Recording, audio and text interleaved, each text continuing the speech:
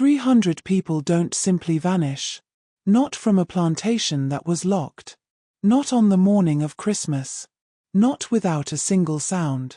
But that is precisely what occurred on December 25, 1859, at South Carolina's Belmont estate. At dawn, when the overseer came to unlock the quarters, the doors remained barred from the outside, exactly as he had secured them the previous night. Coiled on the ground like shed skin lay the chains that had bound the workers. Arranged in perfect rows stood the work tools. The cooking fires still smoldered, yet every single person was gone. Through the frost, no footprints led away. From the river dock, no boats were missing. Bloodhounds brought from neighboring plantations circled the empty quarters and sat down, confused, as if the scent just stopped. A reward equivalent to $500,000 today was offered by the plantation owner, Thomas Vance. Descriptions were published in newspapers across the South. 4 months, slave catchers combed 3 states. They never found a single person, not one body, not one witness, not one clue that made sense. What they did find in the following weeks would raise questions that authorities desperately tried to bury. Questions about what had truly been happening at Belmont Estate in the months before that Christmas morning. If mysteries that history tried to forget intrigue you, subscribe to this channel. We dig into the stories meant to stay buried. And this one goes deeper than anyone expected. Before we continue with the story of Belmont Estate and the 300 souls who vanished without a trace, let us know in the comments what state or city you're listening from. We want to know where our community of mystery seekers is watching from. Now, to understand the events of that Christmas, you must understand what Belmont Estate was and what it had become in the year before everything changed. Because the disappearance didn't occur in a vacuum. It was the culmination of months of careful planning, desperate hope, and something far more sinister than anyone could have imagined. Along the Combahee River, about 40 miles southwest of Charleston, Belmont Estate sat on 1,100 acres. It wasn't the largest plantation in the Low Country, but it was among the most profitable. Rice was the crop that built fortunes in South Carolina, and when his father died in 1855, Thomas Vance inherited one of the best rice-growing operations in the state. For 3 generations, the estate had been in the Vance family. In 1798, Thomas's grandfather, William Vance, had purchased the land from a British loyalist family fleeing after the Revolution. Using knowledge borrowed from enslaved Africans who understood the complex irrigation systems required for the crop, he'd built the first rice fields. By the time Thomas inherited the property, Belmont was producing nearly $40,000 in rice annually, an enormous sum that placed the Vance family among the region's wealthiest. A white columned structure visible from the river was the main house, designed to impress visitors arriving by boat. It contained 12 rooms, including a library that Thomas's father had filled with books on agriculture, philosophy, and classical literature. From Europe, the furniture was imported. The family crest was borne by the silverware. Everything about the house was designed to project permanence, prosperity, and respectability. Behind the main house stretched the rice fields, vast geometric plots separated by dikes and irrigation canals that controlled the flow of water from the river. From a distance, the fields looked orderly, almost beautiful in their precision, but up close they were brutal. Standing in water for hours, sometimes up to their waists, exposed to disease, snakes, and South Carolina's suffocating summer heat, was required for rice cultivation. Malaria was common. Accidents were frequent. The work destroyed bodies. About a quarter-mile from the main house, forming a separate compound, were the quarters where the enslaved population lived. They were positioned so the residents of the main house couldn't hear the sounds of daily life there, the crying children, the evening songs, the arguments, the grief. 32 cabins were arranged in 4 neat rows. Between 8 and 12 people were housed in each cabin. The structures were simple, wooden frames with gaps between the boards, dirt floors, a single fireplace for cooking and heat. In summer, they were ovens. In winter, they were barely adequate shelter.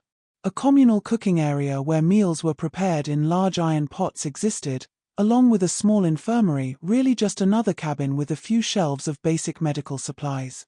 And surrounding it all was a fence. Not a high fence, not a particularly strong one, but a boundary nonetheless, a line that defined where people were permitted to exist. By 1859, 307 enslaved people were held at Belmont Estate. The oldest was a woman named Dinah, believed to be in her 80s, though no one knew for certain. For enslaved people in the early years, birth records weren't kept. The youngest were infants born into bondage, their futures already determined. Skilled workers were among the population: carpenters, blacksmiths, seamstresses, cooks, midwives.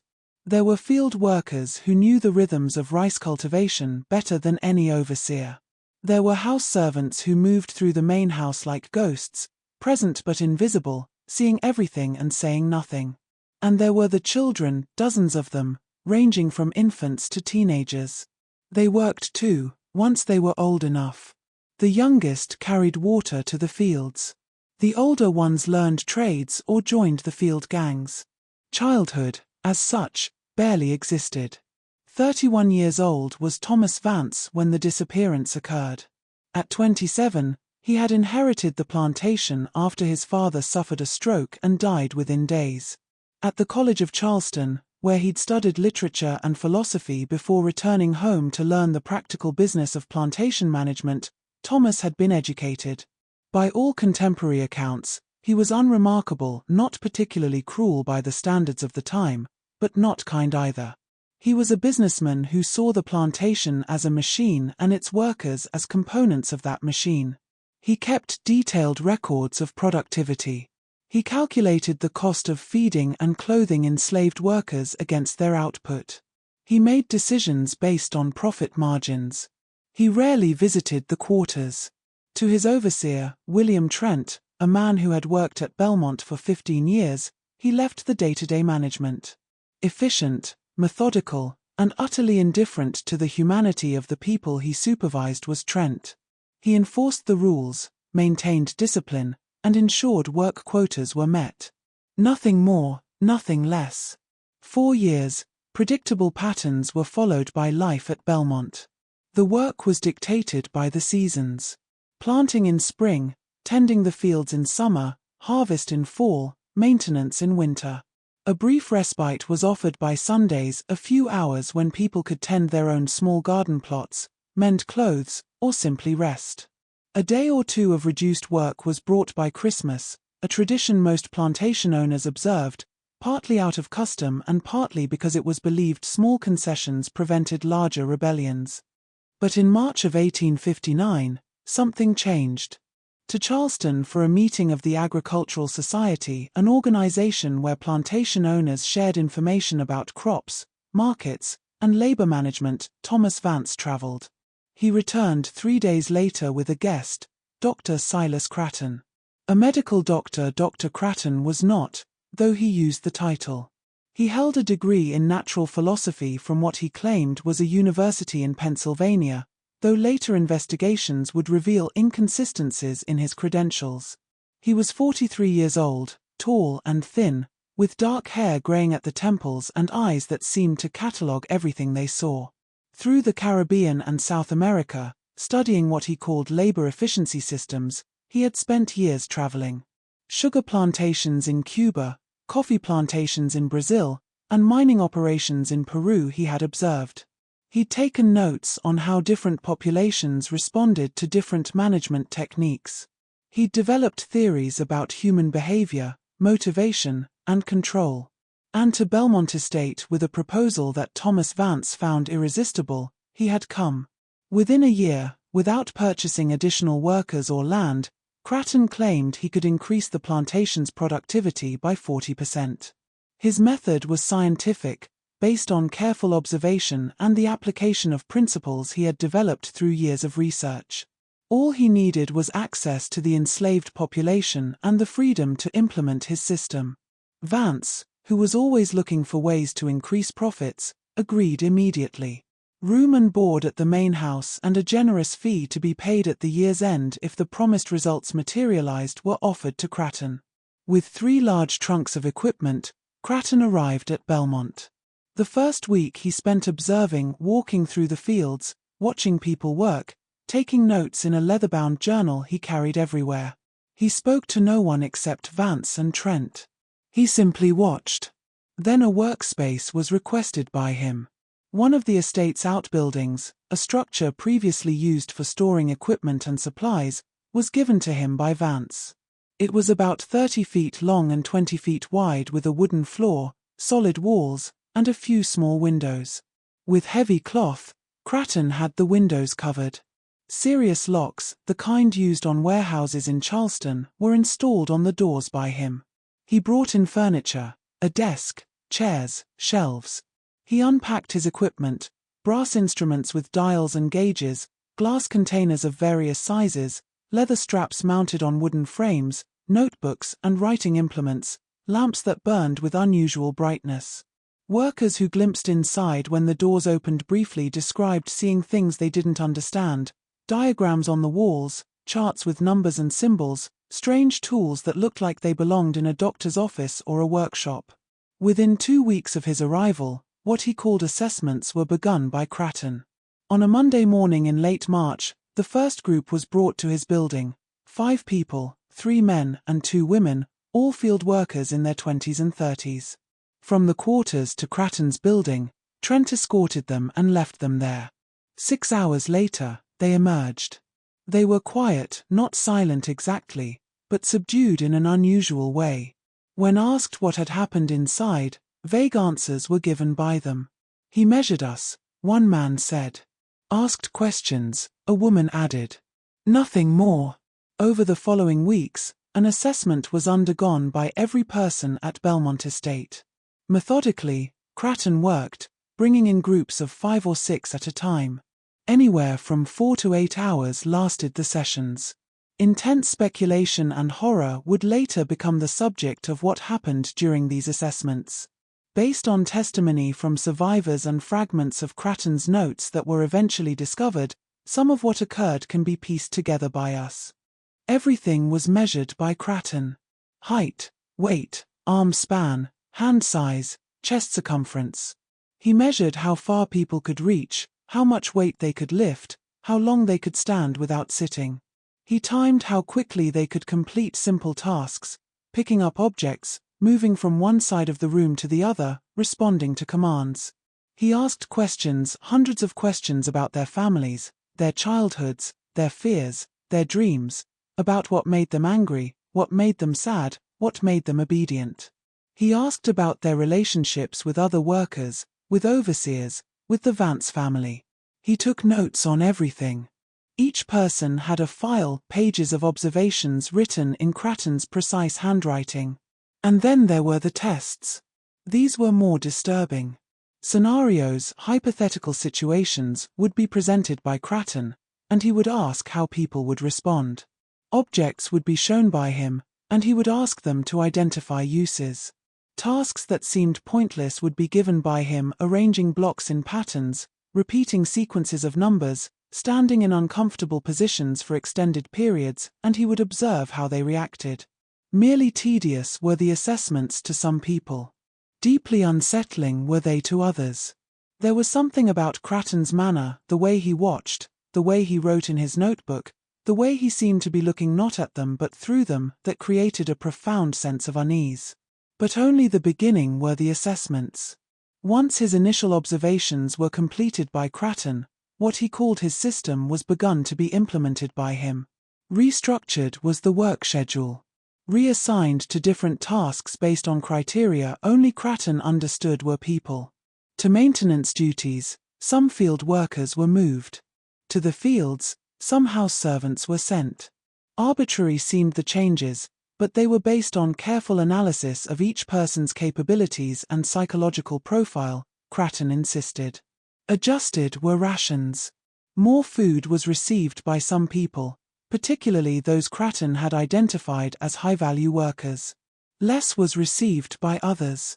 Small at first were the reductions, barely noticeable, but a hierarchy that hadn't existed before was created by them. Modified were work quotas. Specific time limits now had some tasks. What Cratton called corrective interventions resulted from failure to meet these limits. And then there were the treatments. In May, about 2 months after Cratton's arrival, these began. To his building for correction were taken workers who showed signs of what Cratton called reduced efficiency illness, exhaustion, or simply moving too slowly. Different from the assessments were these sessions. They lasted longer, sometimes an entire day, and came back the people who underwent treatment. Subtle at first were the changes. A field worker named Marcus, who had always been talkative and quick to laugh, returned from a treatment session quiet and focused. Faster than before he worked, never pausing to rest, never speaking unless spoken to. Barely slept anymore, his wife said. As if he'd forgotten how to rest, he would lie awake at night, staring at the ceiling. A woman named Lily, who had been recovering from a fever, underwent treatment and returned moving mechanically, as if her body was operating on instructions her mind wasn't fully processing. She would start a task and continue it until someone physically stopped her, even if the task was complete. A young man named Benjamin developed a tremor in his hands after his treatment. Constant was the tremor, making fine work difficult, but he never complained. He never asked for help. He simply worked through it, his hands shaking, his face expressionless. By summer, through the quarters, fear had begun to spread. About Cratton's building, people whispered. The correction house, or simply his place, they called it, speaking of it in hushed tones. To work hard, to never give Trent or Cratton a reason to notice them, parents warned children. But enough wasn't always working hard. To expand seemed Cratton's criteria for who needed treatment. At first, it was only people who were clearly struggling, the sick, the injured, the exhausted. But gradually, others were selected, people who asked too many questions, people who seemed to be forming close friendships with others, people who sang certain songs or told certain stories. As if Cratton was trying to identify and eliminate something, some quality or characteristic he saw as problematic, it was. And then people started dying. In early July occurred the first death. 32 years old was Henry, a field worker who had been at Belmont his entire life. He was strong, healthy, known for his ability to work long hours in the brutal heat without complaint. A wife, Clara, and 3 children he had. In late June, for treatment was selected Henry by Cratton. Clear wasn't the reason. Sick or slow Henry hadn't been, but to the correction house on a Tuesday morning was brought Henry by Trent. 2 days later, he emerged. Different immediately he was, Clara said. He wouldn't speak to her. He wouldn't eat. For hours, he would stand in their cabin staring at the wall. When she tried to touch him, away he flinched. With a strange intensity he worked in the fields, moving faster than seemed humanly possible, never stopping, never resting. Other workers tried to talk to him, but he didn't respond. As if he couldn't hear them, or as if he'd forgotten how to process language, it was. After 4 days, in the field he collapsed. To the infirmary, where he lay on a cot, his eyes open but unseeing, was carried Henry by the other workers. That night, without ever speaking again, he died. As fever was listed the official cause of death, but that wasn't, everyone knew. A fever Henry hadn't had. Something else he'd had, something that had been done to him in Cratton's building. Over the next 2 weeks, 3 more people died. All of them had recently undergone treatment. All of them exhibited similar symptoms: withdrawal, mechanical behavior, inability to eat or sleep, followed by sudden collapse. No concern was shown by Cratton. When the deaths were questioned by Vance, that some subjects were incompatible with the optimization process was explained by Cratton. It was unfortunate, he said, but inevitable. The benefits to the overall system outweighed the occasional loss. On the productivity numbers that were indeed improving, Vance focused and accepted this explanation. But in the quarters, a crisis was created by the deaths. Terrified were people. They didn't understand what was happening in the correction house, but dangerous they knew it was. That being selected for treatment might mean death they knew, and that they had no way to refuse they knew. In August, tried to run a woman named Ruth. 24 years old she was, a house servant who worked in the main house kitchen. For treatment she had been selected and was scheduled to report to Cratton's building the following morning. Instead, she ran. In the middle of the night she left, taking nothing with her, heading north through the woods. 6 miles she made it before at dawn the dogs found her. Public and brutal was the punishment. Vance, who rarely involved himself in discipline, made an exception. In front of the assembled population, Ruth was whipped, a reminder of what happened to those who tried to escape.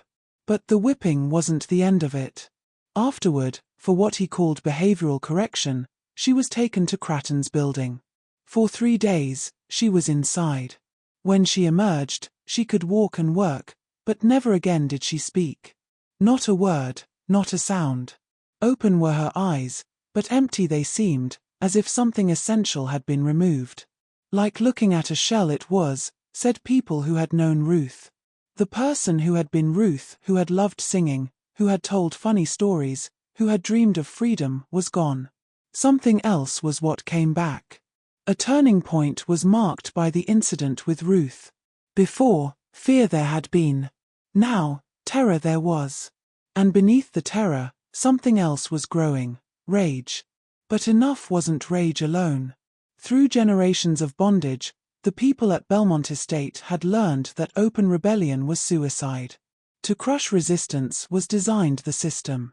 Against them was a wall made of the laws, the weapons, the dogs, the neighboring plantations that would send reinforcements, all of it.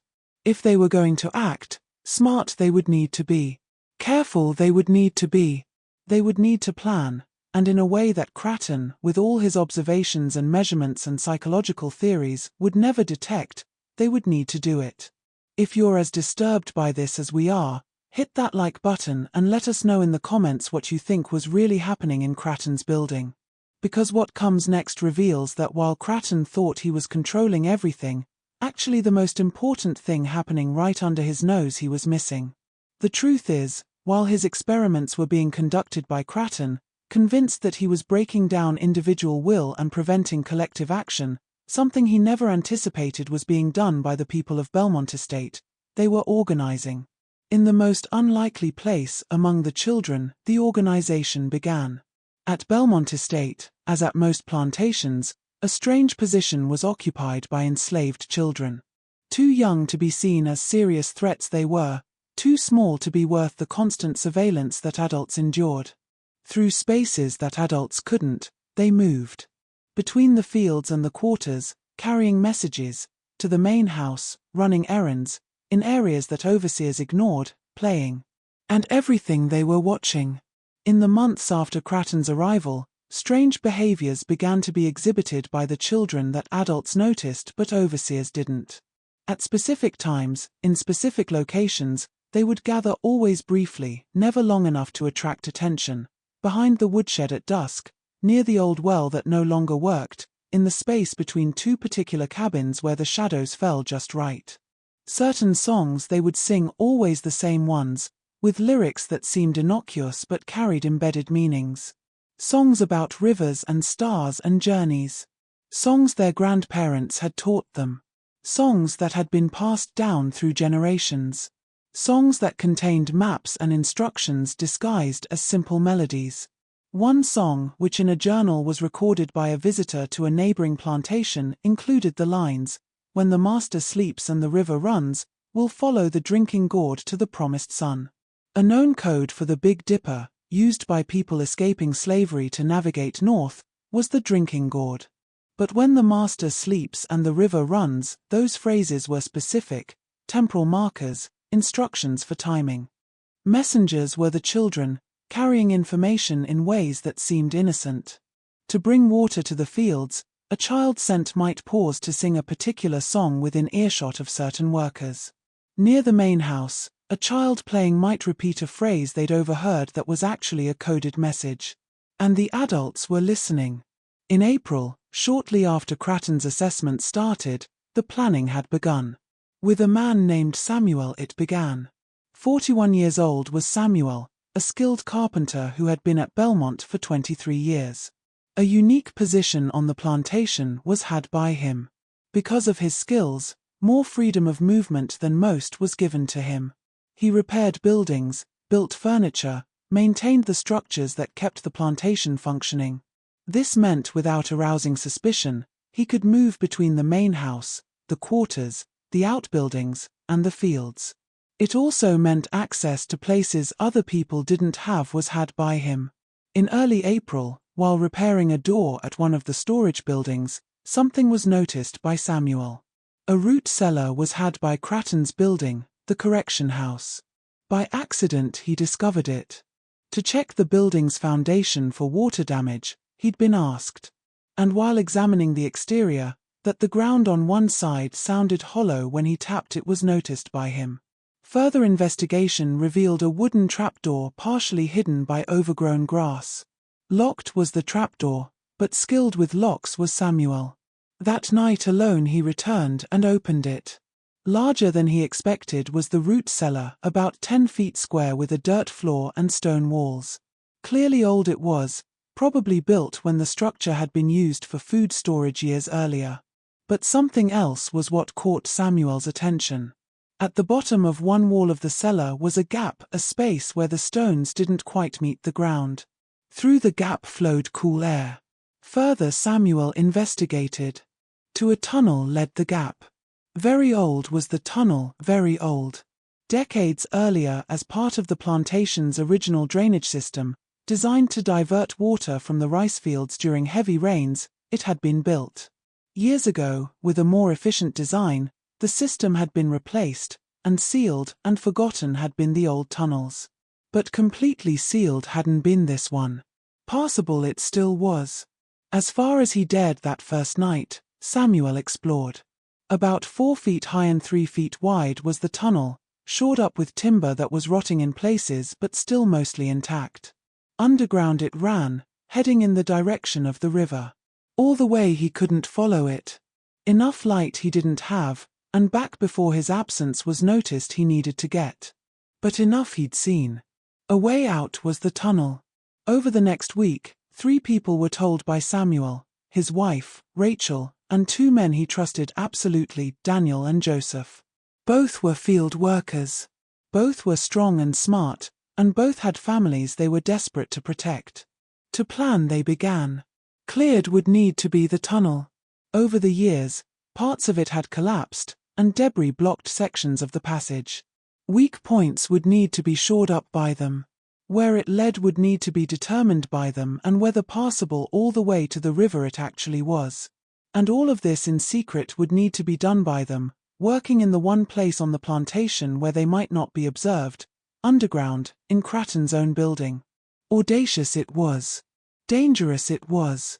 But possible it was. To pick the lock on Cratton's building had been learned by Samuel. Good was the lock, but not perfect. And with locks his entire adult life Samuel had been working. In less than a minute, he could open it. At night they began working. Small groups, never more than 3 or 4 people at a time, would slip into the building after dark, access the root cellar, and spend hours clearing the tunnel. In complete darkness they worked, unable to risk even a candle that might be seen through gaps in the walls. By hand they moved debris, feeling their way through the tunnel, shoring up weak points with stolen timber. Exhausting, terrifying work it was. Cramped and airless was the tunnel. Overwhelming was the constant fear of collapse, and always there was the risk that what they were doing would be discovered by Cratton. But they continued. By June, nearly 100 yards of tunnel had been cleared by them. For approximately 200 yards total they discovered that it ran, emerging in a wooded area near the river, well away from the main plantation buildings. By undergrowth, partially concealed was the exit, and sealed years ago with a wooden cover that had rotted away it had been. With some work, opened it could be. Their escape route had been found by them, but now a bigger challenge was faced by them: how to move 300 people through a narrow tunnel in a single night without being discovered. Here is where truly complex became the planning. Perfectly they needed to time the escape.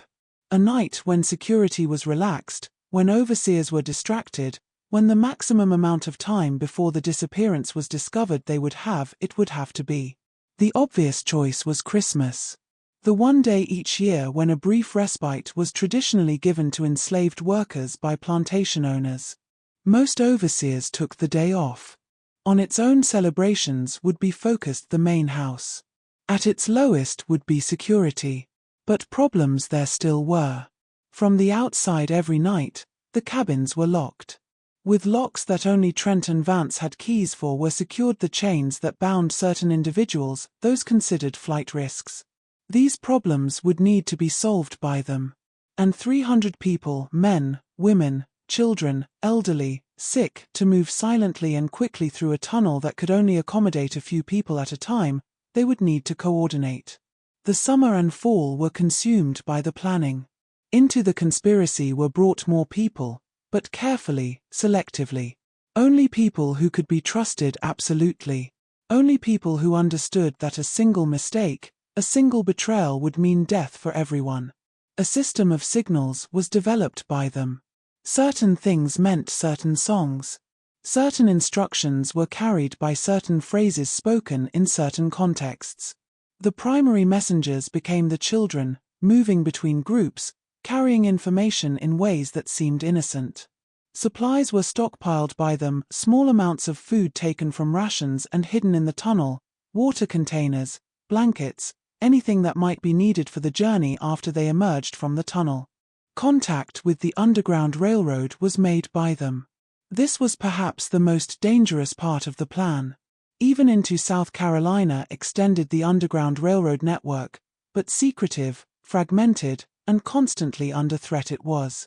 Finding someone who could be trusted, someone who could arrange for boats to be waiting at the river on Christmas night, required making contact. Through a free black man who worked as a ferryman on the Combahee River, Samuel made the contact. People who knew people were known by the ferryman.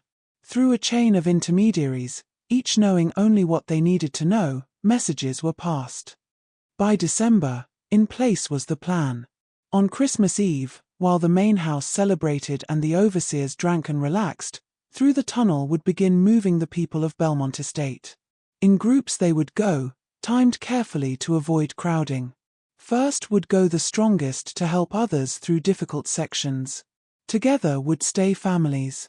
Assisted would be the elderly and children. Near the river they would emerge where waiting would be boats arranged by the Underground Railroad network. Downriver to the coast would take them the boats, where to a ship they would be transferred.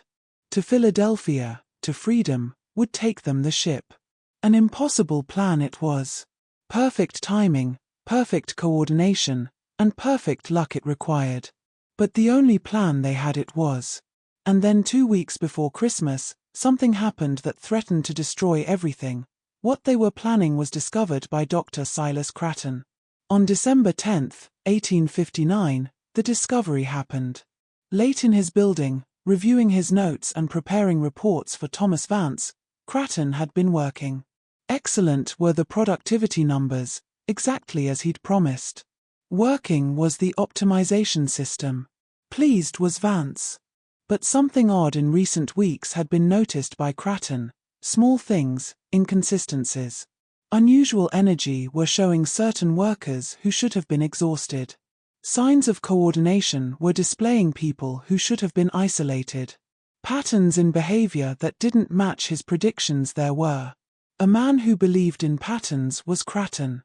On the idea that human behavior was predictable, controllable, measurable was built his entire system. When patterns didn't match his expectations, he investigated. That night, while organizing his files, a sound was heard by him. Faint it was, barely audible. A scraping sound coming from below. Froze Cratton. He listened. Again came the sound, definitely from below. From the root cellar. A lamp was taken by him and descended the stairs to the cellar. Closed was the trapdoor, but when closely examined by him, fresh scratches around the lock were seen by him. Opening it had been someone. Opened the trapdoor Cratton and descended into the cellar. Immediately the tunnel was found by him, and evidence that it had been recently used was found by him. In the dirt, fresh footprints, disturbed debris; in the stale air, the smell of human sweat. To access an underground passage had been using his building someone. Quickly worked Cratton's mind. Immediately what this meant was understood by him. An escape route, a secret passage that he hadn't known existed, right beneath his own workspace. Immediately should have been alerted Vance by him. For Trent and the overseers should have been called by him. Sealed should have been the tunnel and identified and punished the conspirators by him. But none of those things were done by Cratton because an opportunity was seen by him, the ultimate test of his system. A population under extreme duress, facing a binary choice between action and submission, would reveal the ultimate limits of behavioral conditioning. If successfully suppressed by his months of treatments had been their ability to organize and act collectively, on its own would fail the escape attempt. If it hadn't, exactly where his system had weaknesses would be learned by him. Either way, invaluable would be the data. To let the escape attempt proceed he decided, but control it he would. In the tunnel observing he would be there. How they behaved under pressure would be seen by him. Everything would be documented by him. To him, the culmination of his experiment it was. The next 2 weeks preparing were spent by him. From Charleston, 2 men were recruited by him, hired muscle, men who asked no questions and did what they were paid to do. Helping him prevent an escape attempt they would be, he told them, and well for their silence he paid them. The tunnel was studied by him, mapping its length and identifying the weakest points in its structure.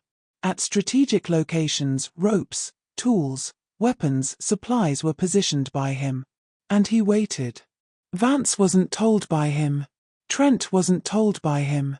His experiment this was, and every variable he would control.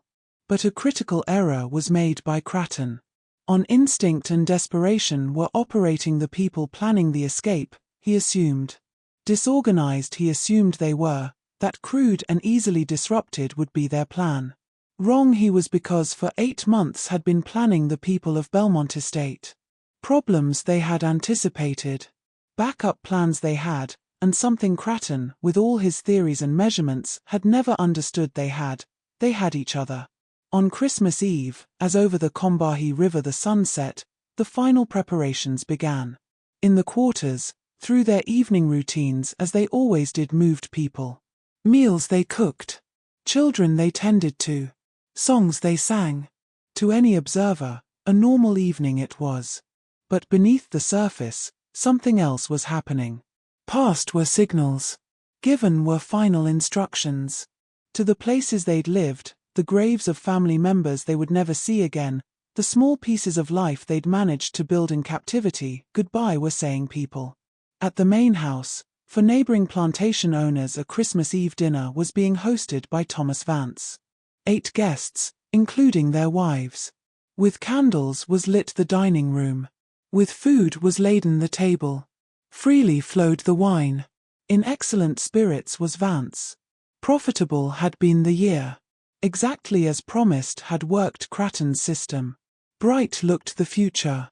In the overseer's house, with his wife, drinking whiskey and looking forward to a rare day off, sat William Trent. Himself, as he did every night, he had locked the quarters. Secure was everything. In Cratton's building, in the darkness of the root cellar, waited the doctor, his 2 hired men beside him. A lamp he had, but unlit it was. To his presence, alert anyone he didn't want. A pistol he had. His notebook he had. Ready to observe he was. And in the quarters, as from the sky faded the last light, on his cabin door picked the lock Samuel. Begun had the escape. At 8 o'clock, the first group entered the tunnel. Them led Samuel, 5 strong men who would clear any remaining obstacles and help others through difficult sections. Through the darkness silently they moved, feeling their way along the tunnel walls, counting their steps to track their progress. Behind them, at carefully timed intervals, came more groups. Together stayed families. By younger workers were assisted the elderly. Carried were children. In complete silence moved everyone. Cramped and terrifying was the tunnel. Thick and stale was the air. Absolute was the darkness. But moving kept people, driven by the knowledge that at the other end was freedom. By 9 o'clock, nearly 100 people had entered the tunnel. That's when his move was made by Cratton. Lit his lamp he. In the tunnel, blinding was the sudden light. Confused and terrified, froze people. Forward stepped Cratton, flanking him his 2 hired men. About halfway through the tunnel at a point where the passage narrowed, positioned was he. "Stop," said he. Off the stone walls echoed his voice. For a moment, no one moved. Between him and those behind them were trapped the people in front of Cratton. What was happening couldn't see the people behind, but that something was wrong could sense they. Raised his pistol Cratton. "To the quarters you will return," said he. "Over is this escape attempt." But then something happened that hadn't been anticipated by Cratton. Started singing someone. A woman's voice coming from somewhere in the darkness behind Cratton it was. One of the songs for months had been singing the children, the one about the river and the drinking gourd and the promised son. Joined in other voices. Then more. Within seconds, singing were dozens of people. Filling the tunnel was the sound, echoing and amplifying until overwhelming it was. Nervous looked Cratton's hired men. His own weapon raised one of them, but continued the singing, growing louder. And then forward started moving people. Not running, not attacking, just walking steadily toward Cratton and his men. Into the air fired his pistol Cratton. In the confined space, deafening was the sound, but kept coming the people, kept singing. Past Cratton, heading back toward the root cellar, panicked and ran one of the hired men, pushing. Followed the other. Alone found himself Cratton, facing a wall of people moving toward him with inexorable determination. Turned and ran he, but in his panic, a fatal mistake was made by him. Dropped his lamp he. On the stone floor shattered the lamp. Across the ground spread the oil and ignited, racing up the wooden supports that shored up the tunnel walls. Quickly spread the fire. Dry was the old timber and easily caught. Within seconds, in flames was engulfed a section of the tunnel. Screamed people. Stopped the forward movement as from the fire tried to retreat those in front. But behind them were too many people, still pushing forward, unaware of what was happening ahead. With smoke filled the tunnel. Unbearable became the heat. To crack and splinter began the wooden supports. And then collapsed a section of the tunnel. About 30 feet from where standing had been Cratton, happened the collapse. Down came tons of earth and stone, completely blocking the passage. Cut off from those behind were the people who were ahead of the collapse, those who had been in the first groups, including Samuel and the other leaders. In the chaos and darkness, with smoke filling the air and off the walls echoing the sound of screaming, a decision was made by Samuel. "Keep moving," shouted he. "Forward. To the river get." Through the smoke and heat pushed forward the group ahead of the collapse, 17 people in total. Behind them continuing could hear the sounds of the collapse they, could feel the ground shaking, but didn't stop they.